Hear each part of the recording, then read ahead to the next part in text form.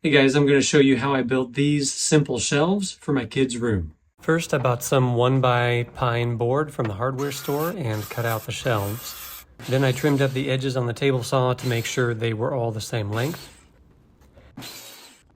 Next, I ripped a section of the board in half for the vertical supports.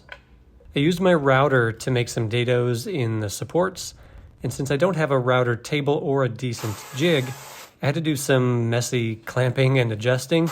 It's a much slower process, but it gets the job done. To make the corresponding notches on the shelves, I used a jigsaw, which was not the best way to do this, but again, I didn't have a jig that would make it safe enough to do on the table saw or with the router. This meant that the pieces didn't fit together perfectly, but since the shelves are small and don't weigh that much, I wasn't worried about it. Next, I added some bevels to the bottom edges of the shelves and the tops and bottoms of the vertical supports. To mark the location of the dowels, I placed 2 small rocks in the dado and then fit the shelf in and hammered it down so the rocks would leave matching marks on both pieces. Not the most professional way to do it, but it worked perfectly.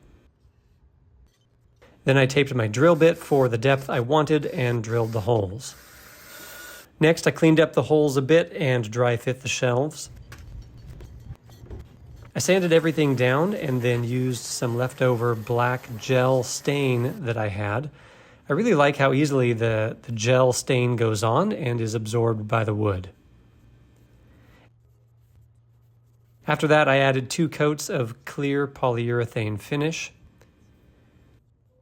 To glue up the boards, I used these corner clamps to make sure the shelves weren't tipped downward so that stuff wouldn't slide off of them. To install the shelves, I measured from the ceiling and double-checked the stud location. I drilled the top hole first, then screwed in the unit. Then I leveled it out and drilled the bottom hole before screwing the whole thing in. The gray screws I was using stood out a little more than I liked, so I took them out one at a time and sprayed them with a matte black paint before reinstalling them. It's not totally hidden, but it looks much better, and from a distance, you can't see them at all.